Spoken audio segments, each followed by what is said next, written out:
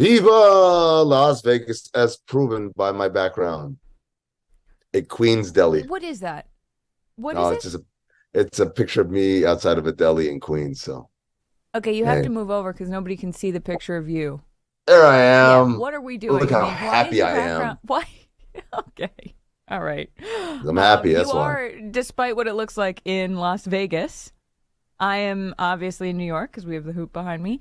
How are you? I can't believe you were at that game. I was losing my mind. I can only imagine what it was like in the stands. Tell me what it felt like to be there. So Pacers beat the Bucks last night, 128-119, and it was everything that I said about Tyrese Haliburton, about single elimination tournaments, about guard play, about 3-point shooting. Like the Indiana Pacers exemplified all that. And the greatest thing was, as the game, it was nip and tuck. Pacers had a big lead. Bucks came back, and Damian Lillard hit a bunch of big shots, and now we're going back and forth. And as we're in that stretch in the fourth quarter where the Pacers keep making big plays, and specifically Haliburton makes big plays, every time he stops, he looks at the camera, he looks at the crowd, he preens, he poses. And I said, he knows this is not going to be a rota rubber stamp. Oh, Giannis versus LeBron in the in-season tournament Yep. final. This is a coronation. This is a coming out party. Charlotte, we talked about it the other day, only his second time on national TV on Monday. Well, today or yesterday, excuse me, was his third time on national TV. And if the nation didn't get the first two times, they got it with number 3. He has announced himself as firmly a superstar in this league. And I think one of the things that we're walking away from this is this is the best possible scenario for the league. Now, a lot of people wanted Giannis versus LeBron. I said, no, you wanted this because you want the draw of the Lakers, the establishment of LeBron. Everyone knows LeBron and the Lakers brand and all that stuff versus the introduction of a new star in Tyrese Haliburton. And most importantly, familiarizing the nation and the world with him, because in 2 months we'll be seeing him again in his hometown for the All-Star weekend. I mean, it's drawn up so beautifully. And to your point, I also think it's important that there are a few different Goliaths that you could have on the other side of the Pacers. Like it could be the Nuggets, but it's not. It's LeBron and the Lakers, and it's so important. I mean, the narrative of like the up and coming superstar who's making his debut against a 39-year-old player, arguably greatest to ever do it, one of whatever you want to say, it playing like he is still Tyrese Haliburton's age. I mean, his performance in the game after was incredible, Yep. but also he's somebody who wants it so badly. He might Yep. be older, he's seen everything, he's done everything he could possibly do, and yet he wants to win this so badly, and Tyrese Haliburton wants to win this so badly that it's just going to be, no matter what happens in the game, the energy of it is going to be exactly what the league could only have dreamt of for this final. Yeah. I think it would have been nice to get a competitive game for game 2. But again, getting the matchup, the desired matchup, Pacers, I don't think there's any other matchup other than Pacers Lakers that could have worked the way it should have worked. And specifically, if the Pacers go on to win on Saturday, you have to consider this. This is a hovering around 500 team.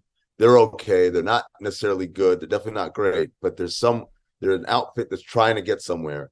And if you are Rick Carlisle, you walk in the locker room on Saturday, if they win it all, 500,000 is fun. The NBA Cup, the first one, is fun. Put up a banner, all that stuff is fun. But I look at every one of those players and said, you guys beat the Celtics, the Bucks, and the Lakers in the same week. That's a hell of a week.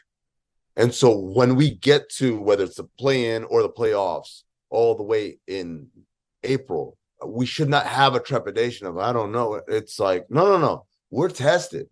Like, yeah, it wasn't a playoff series. Yeah, we didn't have to do adjustments and all that stuff, but we've been in high pressure situations against the elite of the elite Tatum, Giannis, LeBron. And It's we held our own. when you say it out. Dude, it's crazy. But like that's why I say this is the best outcome for the league, because you want the NBA Cup to be something where it's like aspirational. It's within reach, within grasp for the good, not great teams. Playoffs is about, hey, you got to be a great team to win in this thing. This thing, you got to be good. You don't have to be great, but you could be good. And that's like a huge stepping stone. I look at like a team like Orlando. I look at a team like Houston, right? Mm-hmm. Provided they don't make even bigger leaps in the next couple of years than they've already have. But like, that's something next year, Houston should be like, okay, like this is our way, our path to legitimacy goes through Las Vegas and goes through this cup. I have a few questions about what it was like to be there. First, one thing I want to say is watching the game on television, it looked, Pacers Bucks, it looked like the Bucks were feeling their age. The Pacers, obviously, they play so fast.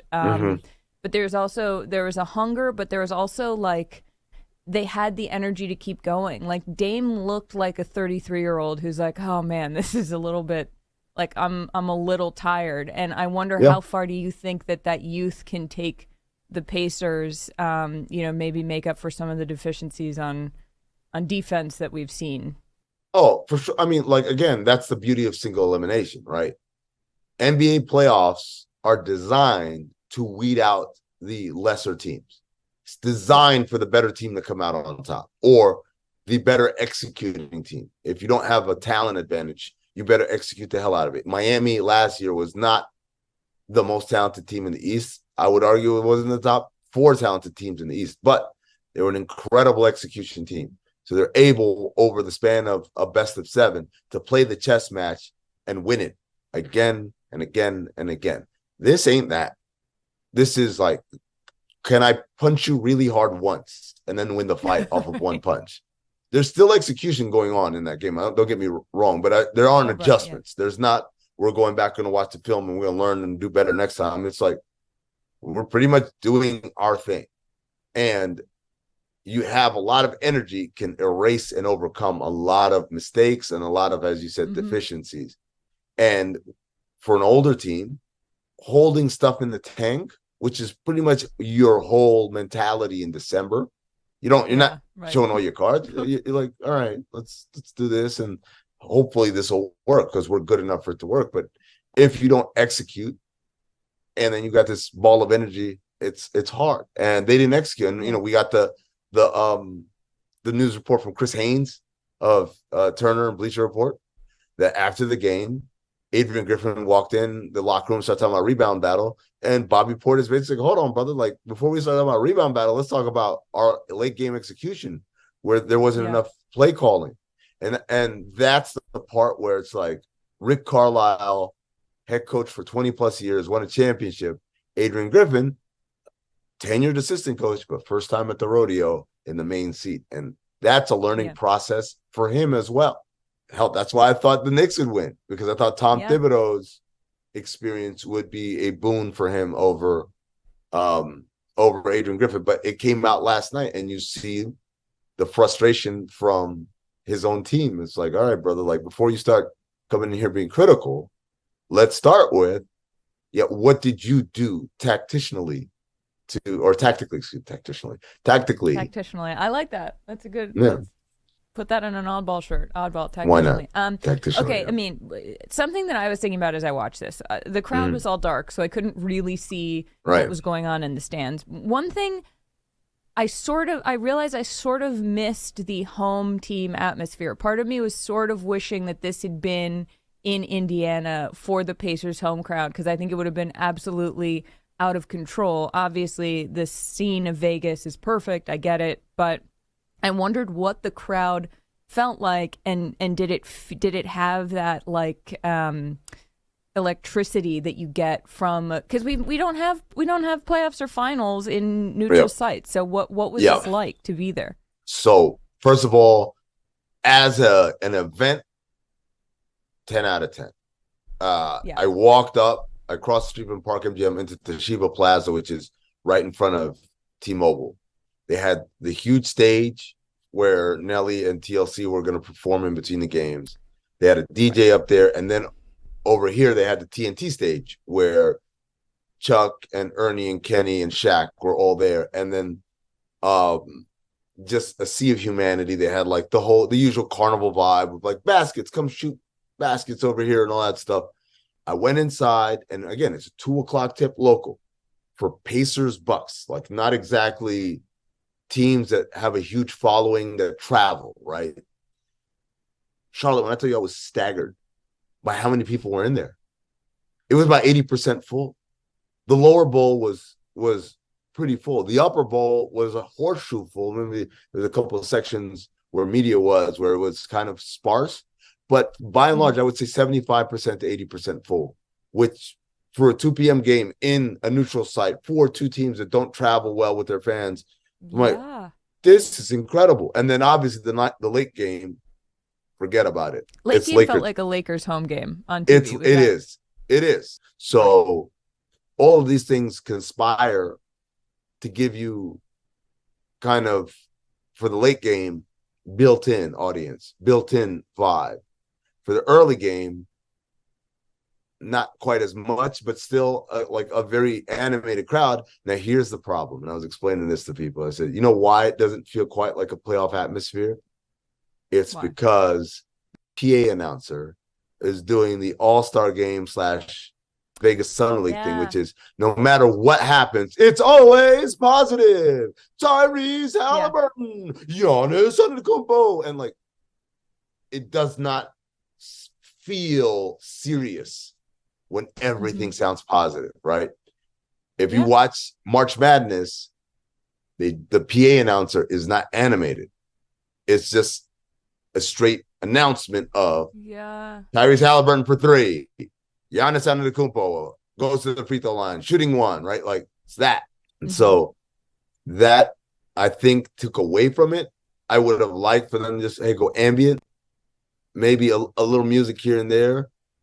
Yeah. And announcer just call it straight. I think that would have been better than trying to be the alls. But thank God, on the other hand, thank God the Lakers didn't wear black jerseys. How would we have been able to process that with that blue and red court? I don't understand. I thought the court was going to be black and gold or something if they didn't let them wear the black jerseys. I liked that they were sort of back to classic jerseys though for everybody, I have to tell you.